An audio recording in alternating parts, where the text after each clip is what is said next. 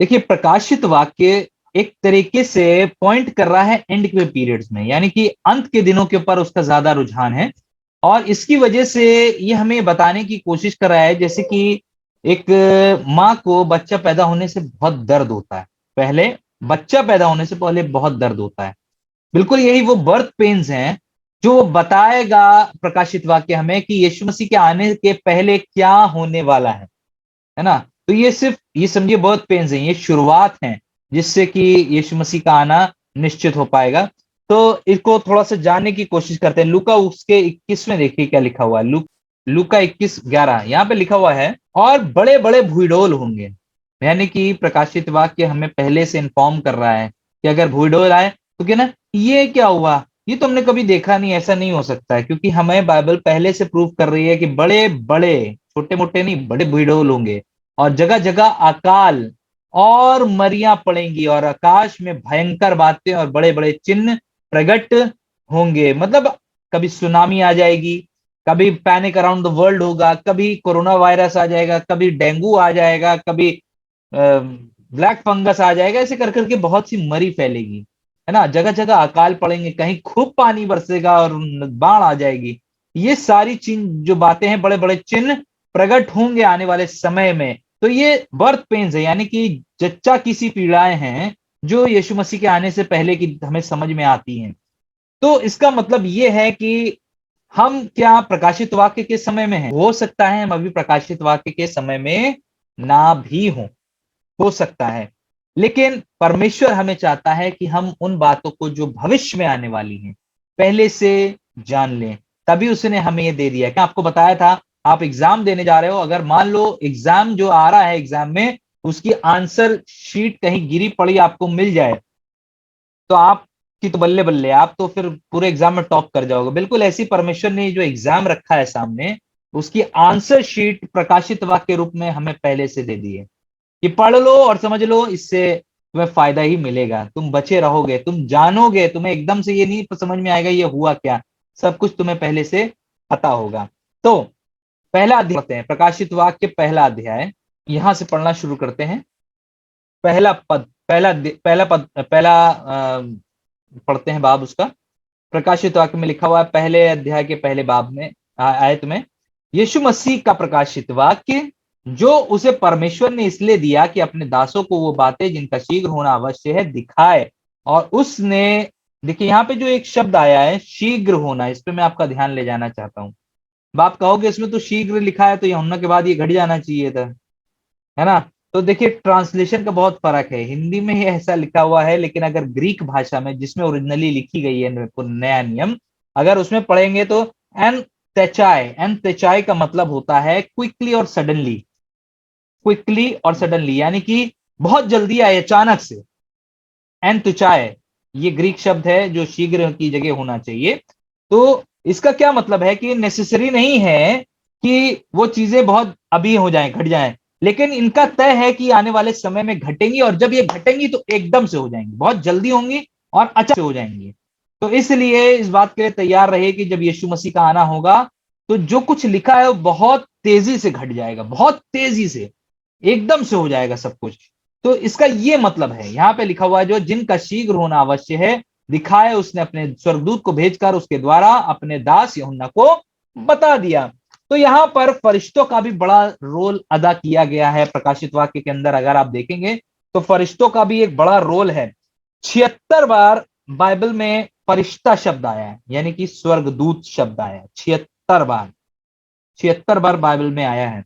और परमेश्वर का पर्पस है कि लास्ट टाइम में लोगों को या यूहन्ना को असिस्ट करे, लोगों को असिस्ट करे कि क्या होने वाला है वो पता चल सके, इसलिए दूतों को भेजा गया। जैसे कि एक एग्जांपल देता हूं, प्रकाशित वाक्य 5वां अध्याय और उसका 2 पद, देखिए क्या लिखा है यहाँ पे।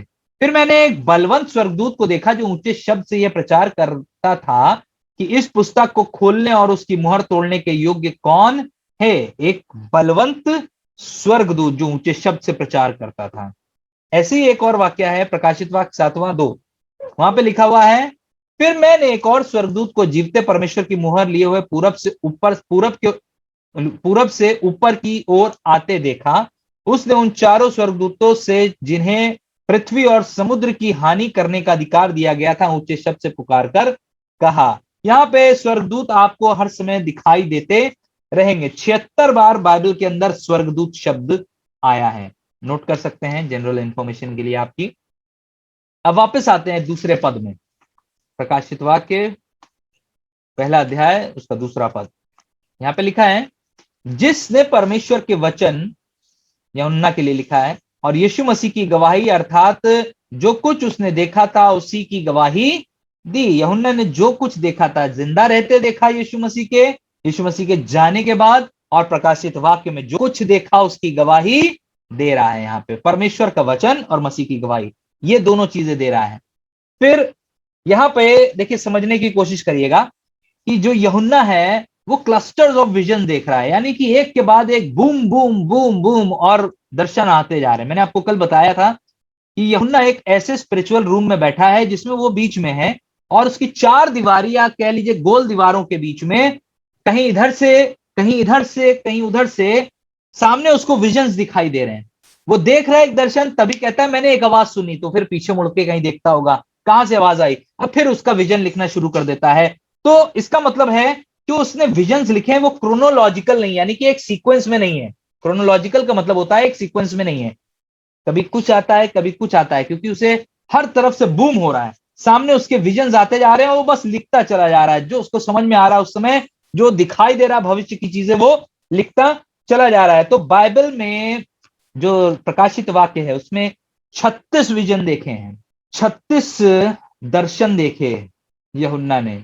नोट कर लीजिए, प्रकाशित वाक्य में यूहन्ना ने 36 दर्शन देखे हैं, और 27 बार उसको यह सुनाई दिया, फिर मैंने एक आवाज सुनी, फिर मैंने एक आवाज सुनी, फिर मैंने एक आवाज सुनी।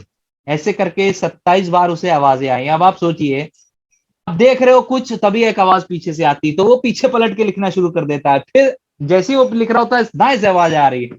तो इस तरीके से वो विजन्स को देख रहा है और लिख रहा है। जो कुछ उसने देखा था उसी की गवाही दी। तो यहां पर उसकी आप थोड़ी सी मेंटल कंडीशन को भी समझिएगा कि किस स्पीड में और क्या क्या देखकर वो लिखता चला जा रहा है। फिर तीसरी बात, उसने तीसरे पद में क्या लिखा हुआ है, धन्य है वे जो इस भविष्यवाणी के वचन को पढ़ता है और वे जो सुनते हैं और इसमें लिखी हुई बातों को मानते हैं, क्योंकि समय निकट आ गया। इसको एक बार फिर से पढ़ते हैं। देखिए, पहली बात लिखी है, धन्य है वे जो इस भविष्यवाणी के वचन को पढ़ता है, यानी कि मैं धन्य हूं, ठीक। और वे जो सुनते, यानी कि आप धन्य हैं, और इसमें लिखी हुई बातों को मानते हैं, क्योंकि समय निकट आ गया है। प्रोफेसीज पूरी हो रही हैं, भविष्यवाणियां पूरी हो रही हैं, और सब चीजें दनादन एक के बाद एक पूरी हो रही हैं। तो अगर किसी को अब यह लगता है कि इस पुस्तक में बड़ी खतरनाक चीज लिखी है, तो अपने नजरिए को अब आप बदल सकते हैं, क्योंकि यहाँ पे लिखा है, धन्य है वे जो इस भविष्यवाणी को के वचन को पढ़ता है और सुनता है और उसकी बातों को मानता है। तो आप डरने की जरूरत नहीं, आपके लिए आशीष लिखी है, ब्लेसेड आर दोज।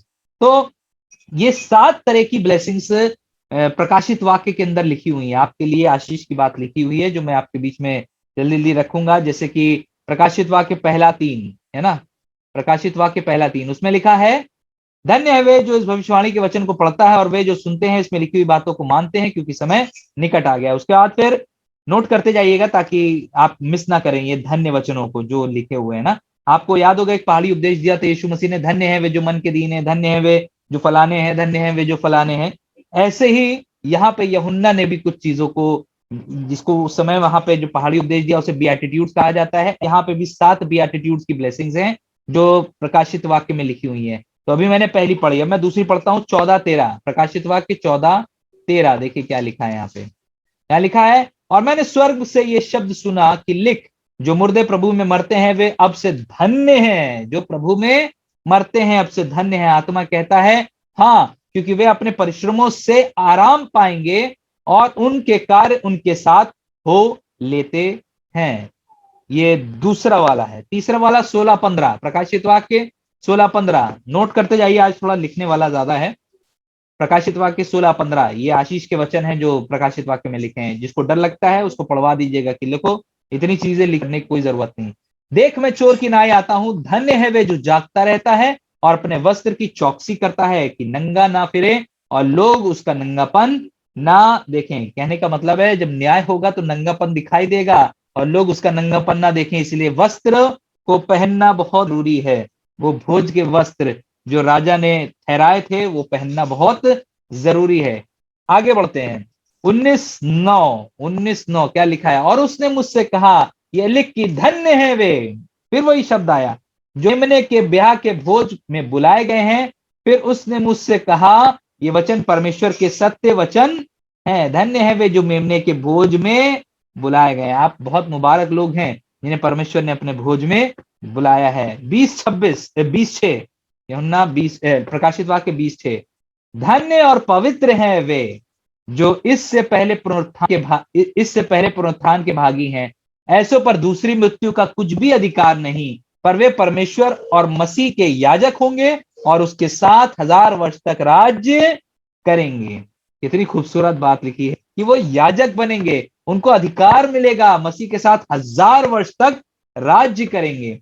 22:7 प्रकाशित वाक्य 22:7 में लिखा है, देख मैं शीघ्र आने वाला हूं, धन्य है वे जो इस पुस्तक की भविष्यवाणी की बातों को मानता है। तो खूबसूरत बात है आपके लिए कि आप धन्य हैं जो इस बातों को, भविष्यवाणी की बातों को मानते हैं। और आखिरी बात 22:14 में लिखी हुई है, धन्य है वे जो अपने वस्त्र धो लेते हैं, क्योंकि उन्हें जीवन के पेड़ के पास आने का अधिकार मिलेगा और वे फाटकों से होकर नगर में प्रवेश करेंगे। धन्य है वे जो अपने वस्त्र धो लेते हैं। ये सारी बरकतें हमारे और आपके लिए। धन्य है, धन्य है, धन्य है और धन्य है।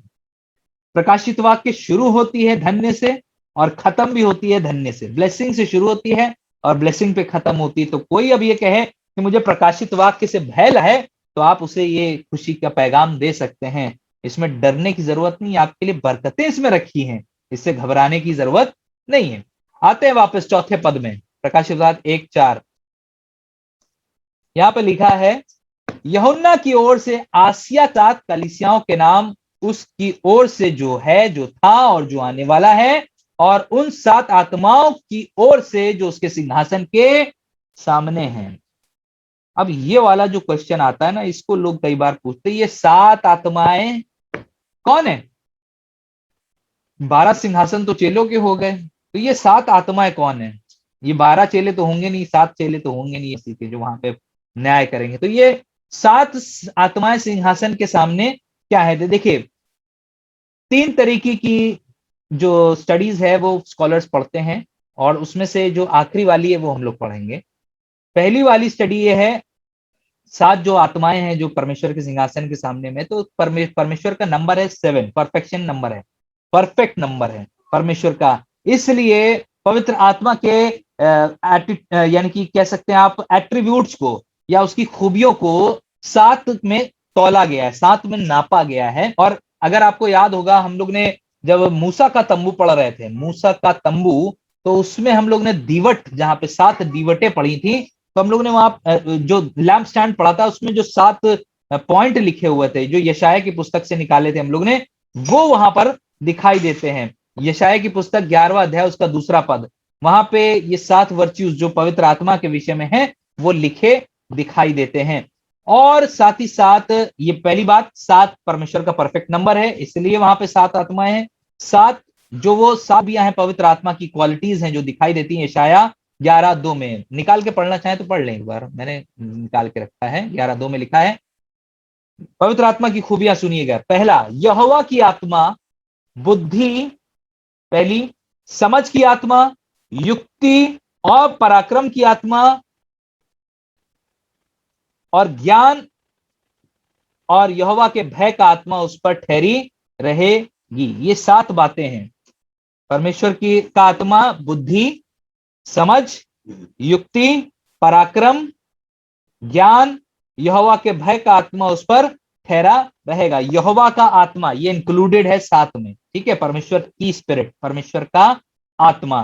तो पहली बात, परमेश्वर का आत्मा फीमेल नहीं है, तो मैं ये नहीं कह सकता हूं परमेश्वर की आत्मा आई, परमेश्वर का आया, वो मेल है, मैस्कुलाइन है। इसलिए कभी भी बोलते हैं ना लोग, पवित्र आत्मा आई, वो स्त्री नहीं है जो आई, वो पुरुष है, वो मैस्कुलाइन है। तो इसलिए ये गलती ना करिए कि बार बार हम ये बोलें पवित्र आत्मा आई। पवित्र आत्मा आया, वो परमेश्वर है, परमेश्वर का आत्मा है, यहाँ पे लिखा है ना। तो परमेश्वर का आत्मा बुद्धि समझ का की आत्मा, युक्ति और पराक्रम की आत्मा और ज्ञान की और यहोवा के भय की आत्मा उस पर ठहरी रहेगी। ठीक है। नंबर 7 जो है बाइबल में 50 बार से भी ज्यादा प्रकाशित वाक्य में आया है। नंबर 7, 7 जो नंबर है बाइबल में प्रकाशित वाक्य में 50 बार से भी ज्यादा आया, और डिफरेंट डिनोटेशन में अलग अलग तर्जुमे जो हुए हैं उसमें अलग अलग तरीकों से आया है।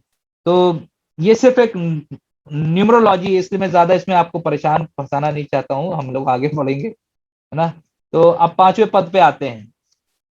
न्यूमरोलॉजी जितना जरूरी है उतना ही सीखना हमारे लिए ठीक है, इसके आगे नंबरों के चक्कर में ना पड़िए, नहीं तो कोई 7 नंबर का टेम्पो ढूंढेगा, कोई 7 नंबर की गाड़ी ढूंढेगा कि वो मिल जाए, है ना। तो इस चक्करों में ना पड़िए, लेकिन आगे बढ़ते हैं। 5वां वहां पे लिखा है, और यीशु मसीह की ओर से जो विश्वास योग्य साक्षी है, साक्षी और मरे हुए में से जी उठने वालों में पहलौठा है। मरे हुए में से जी उठने वाला पहलौठा और पृथ्वी के राजाओं का हाकिम है। तुम्हें अनुग्रह और शांति मिलती रहे, और जो हमसे प्रेम रखता है और जिसने अपने लहू के द्वारा हमें पापों से छुड़ाया है। हमने कल आपको बताया था यीशु मसीह के को टाइटल्स दिए गए थे, 9 टाइटल दिए गए थे। मैंने 32 बताए थे आपको, 32 टाइटल्स हैं यीशु मसीह के जो पूरे प्रकाशित वाक्य में हैं, और उसमें से 9 टाइटल अकेले पहले अध्याय में है जो अभी आपने पढ़े हैं।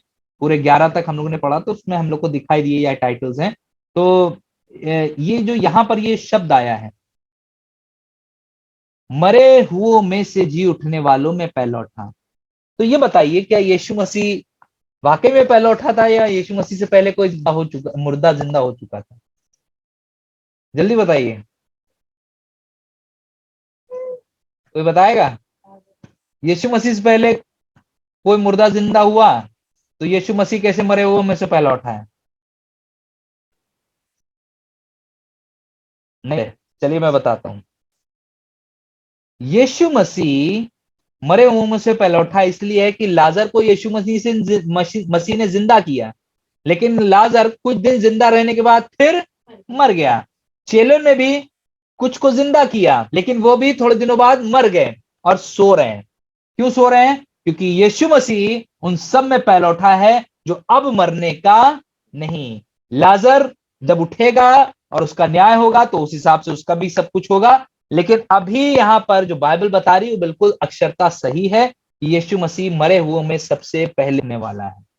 मरे हुओं में से ये सबसे बड़ी मौत को हरा के ऊपर उठना है, जिसको यीशु मसीह कंप्लीट करके आता है। लाजर दोबारा मरा है, ये ध्यान रखिएगा। इसलिए कोई आपको इस बात में फंसाए तो आप उसे बात बोलिएगा कि लाजर दोबारा मिला है। ऐसा नहीं है कि लाजर कहीं वापस ऊपर आसमान में उठा लिए गए, ऐसा क्या लिखा है? लाजर दोबारा मरा। इसलिए यीशु मसीह फर्स्ट बॉर्न है, यानी कि पहलौठा है। 6वां पद कहता है, और हमें एक राज्य और अपने पिता परमेश्वर के लिए याजक भी बना दिया, उसी की महिमा और पराक्रम युगान युग रहे। देखिए, पहली बात, उसने हमें राजा बनाया है, फिर हमें उसने याजक बनाया है, फिर उसने हमें याजक बनाया है कि हम परमेश्वर के सामने युगान युग रहे। अब इसका ये मतलब नहीं याजक बनने के बाद हम सबका न्याय चुकाने चले जाएं। हाँ, तुमने गलती करी, तुमने पाप किया, तुम ऐसे हो, तुम वैसे हो, नहीं नहीं, ये वाला काम नहीं होगा हमारा वहां पे। याजक बनाने का मतलब है कि अपने लायक याजक बनाया है जो उसकी परस्तिश, उसकी सिताइश कर सके। क्योंकि पाप के कारण, व्यवस्था के कारण याजक मर जाते थे, लेकिन ये मलकीसिदक की रीति पर याजक था, और उसी ऑर्डर पे हम और आप भी याजक नियुक्त किए जाते हैं जिनकी मृत्यु नहीं हुई, जिनकी मृत्यु नहीं होगी। तो पहला पतरस 2:9 अगर आपको याद हो तो बताइए किसी को, पहला पतरस 2:9 क्या लिखा हुआ है? किसी को याद है? पर तुम एक चुना हुआ वंश, राजपदधारी। हाँ, याजकों का समाज और परमेश्वर की निज प्रजा हो। हाँ, इसलिए कि जिसने तुम्हें अंधकार में से अपनी अद्भुत ज्योति में बुलाया है, उसके गुण प्रकट करो। तो यहाँ पे भी चीज जो अभी हमने प्रकाशित वाक्य में पढ़ी बिल्कुल साफ दिखाई दे रही है। तुम एक चुना वंश, राजपदधारी, याजकों का समाज और परमेश्वर के पवित्र लोग और परमेश्वर की निज प्रजा हो। इंग्लिश में तो बड़ा अच्छा लिखा है, प्रीस्टली किंगडम, बहुत अच्छा शब्द है ये। यानी कि याजकों का पूरा एक राज्य है वहां पे।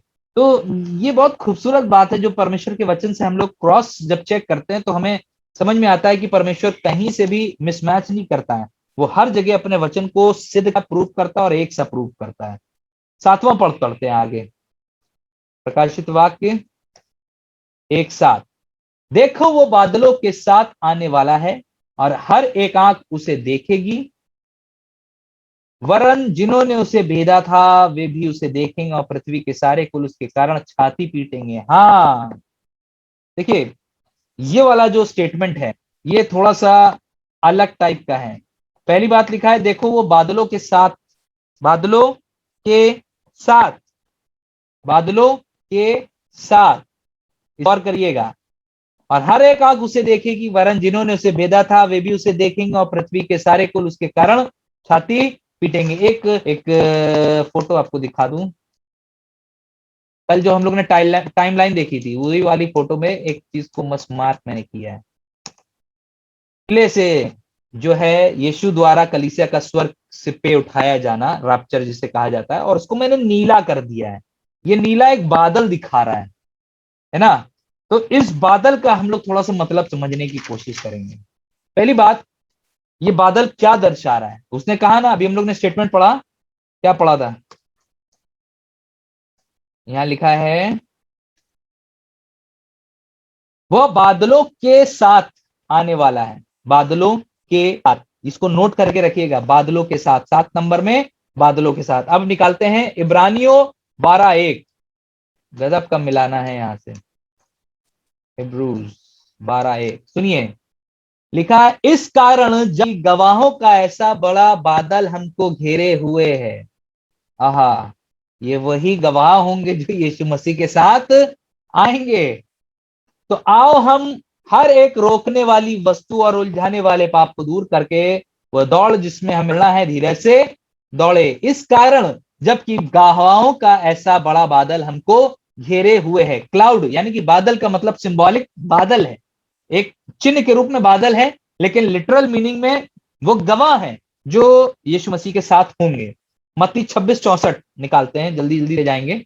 मत्ती, तो अभी ये चीज जानी मत्ती इब्रानियों 12:1 में कि कि जब हमें ऐसा गवाहों का बादल घेरे हुए है तो आओ हम उलझाने वाली हर एक बात को छोड़कर अपनी दौड़ को दौड़ें जिसमें हमें दौड़ना जरूरी है।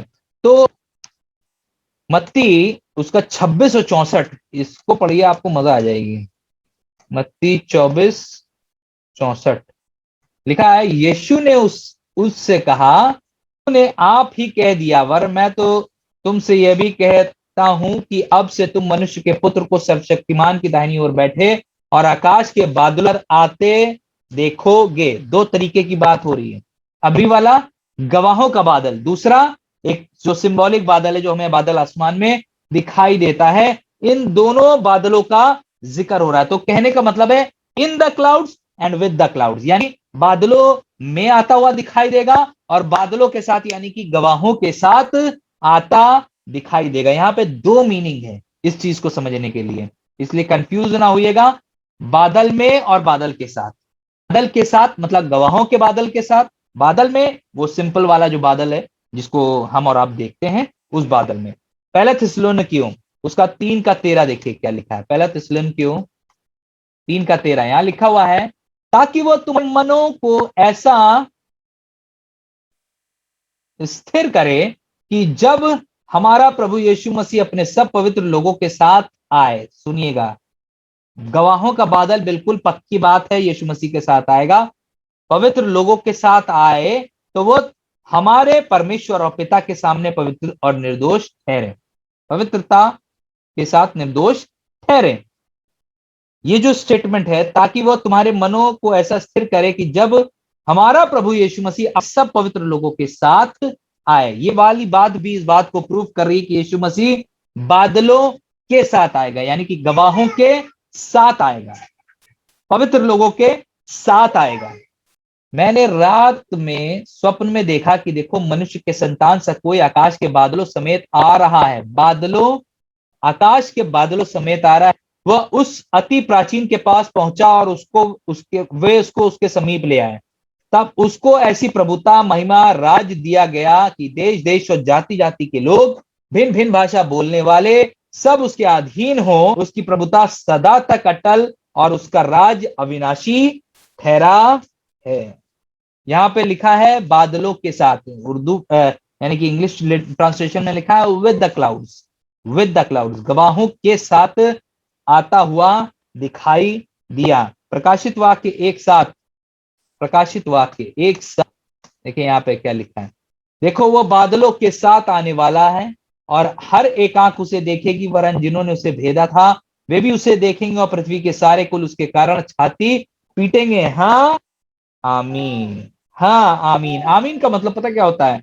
ये जो लिखा है ये पक्की बात है, पूरा होगा। जो कुछ मांगते हैं ना हम लोग दुआ में बोलते हैं आमीन, वैसे यहाँ पे जो लिखा है ना, यमुना ने आमीन क्यों लिखा? ये पक्की बात है, पूरा होगा, पक्की बात है, पूरा होगा। कह रहा है बादल साथ आने वाला है और हर एक आंख उसे देखेगी। कल मैंने आपको बताया था कि बादलों के साथ आने का क्या मतलब है। मत्ती उसका 24 का 26 27 कल मैंने पढ़ाया था, आज फिर पढ़वा देता हूं एक बार। इसलिए यदि वे तुमसे देखो वो जंगल में है तो बाहर ना निकल जाना, देखो वो कोठरियों में है तो प्रतीति ना करना।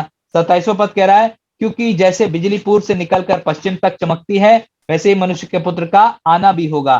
कहने का मतलब यह है कि जब यीशु मसीह आया तो ऐसा नहीं होगा कि आपको मिस हो गया आज आपका दिन, यीशु मसीह आया और चला गया, मिस वाला तो हिसाब ही नहीं होगा। हर एक आंख उसे देखेगी। इसका मतलब यह है कि इसमें इंटरनेशनल टेक्नोलॉजी भी इन्वॉल्व होगी, सैटेलाइट भी इन्वॉल्व होंगे, कंप्यूटर्स भी इन्वॉल्व होंगे, इंटरनेट भी इन्वॉल्व होगा।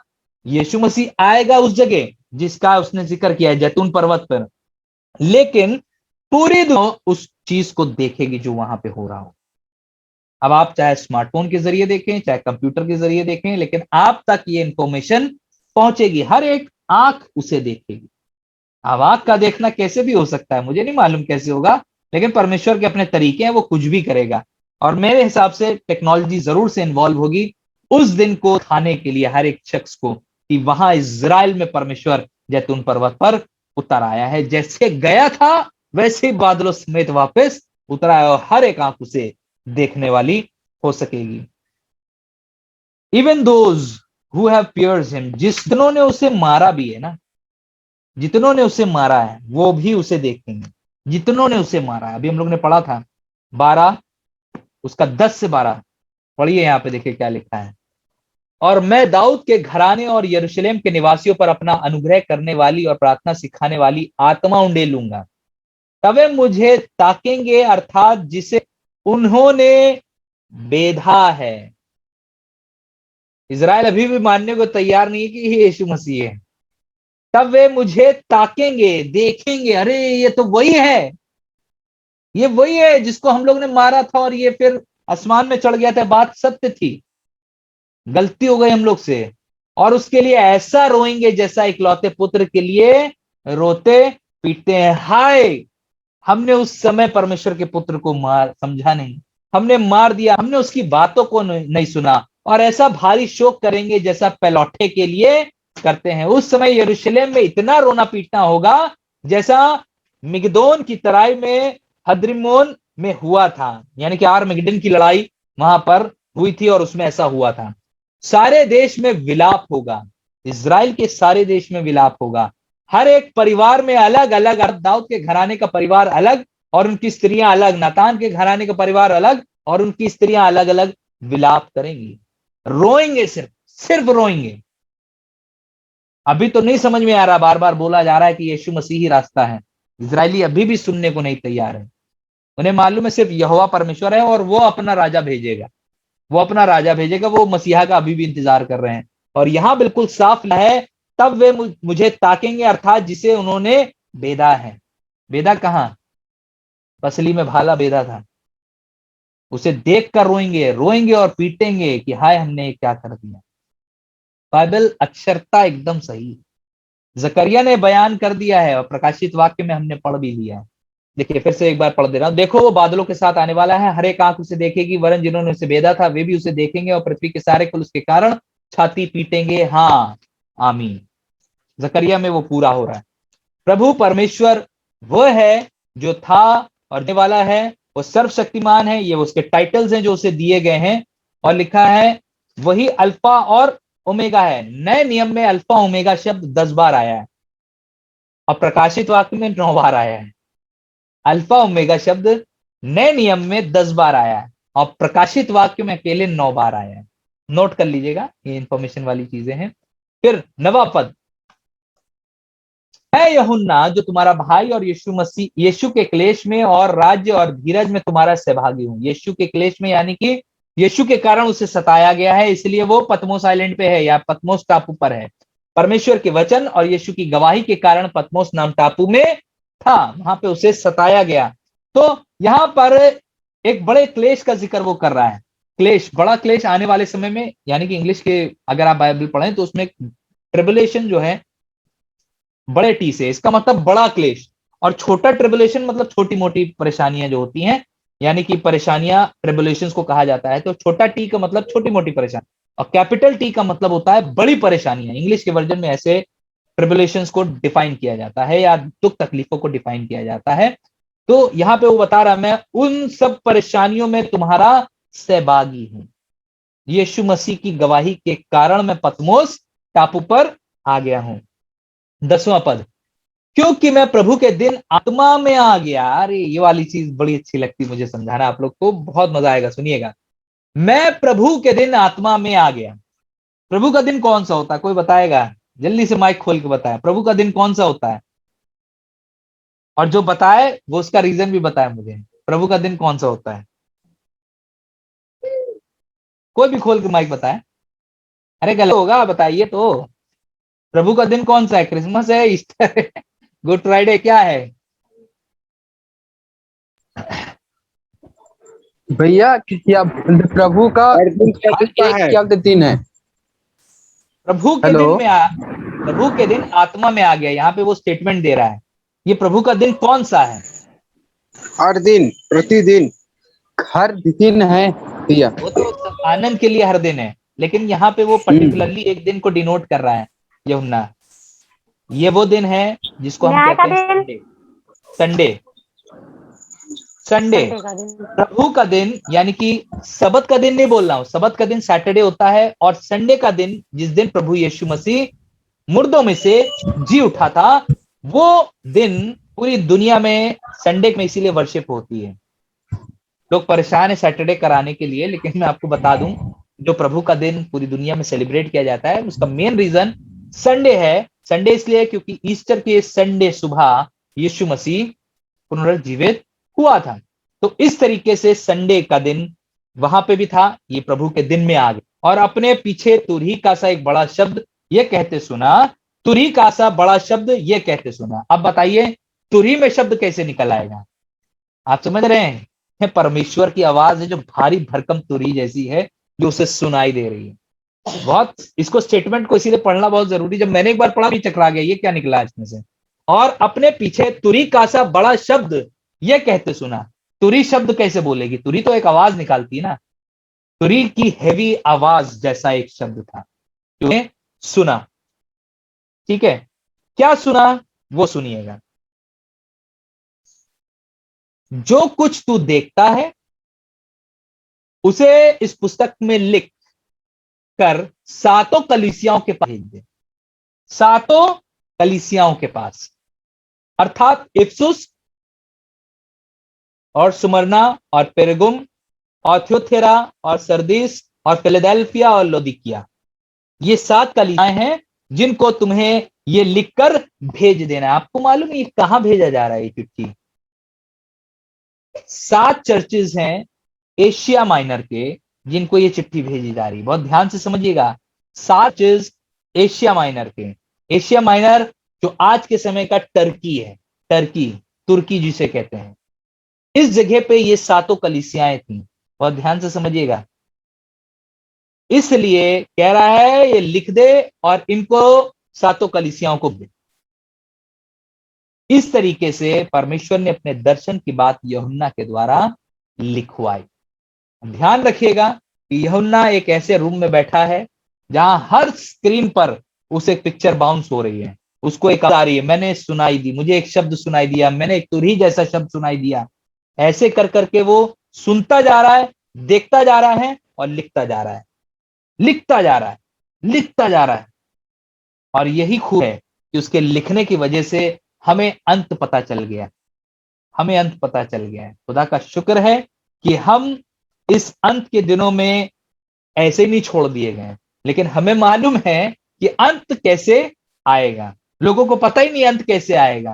कहता है मरने के बाद हम सातों योनियों से होकर गुजरेंगे, तब जाके हमारी आत्मा को मुक्ति मिलेगी, मोक्ष मिलेगा। लेकिन हमें मालूम है कि हमें मुक्ति कैसे मिलेगी, हमें मोक्ष कैसे मिलेगा। जो यीशु मसीह का नाम लेगा वो उद्धार पाएगा। हमारा मेन मकसद है खुद उद्धार पाए और दूसरों को उद्धार के करीब लेकर आ जाए। बहुत खुशी मनाई जाएगी स्वर्ग में आपके बिहाफ पे भी, और वो जो अपने जानों को बचाकर परमेश्वर के पास ले आएंगे, परमेश्वर की आज्ञाकारी हो जाएंगे। इसलिए आज हम यहीं पे ही विराम करते हैं।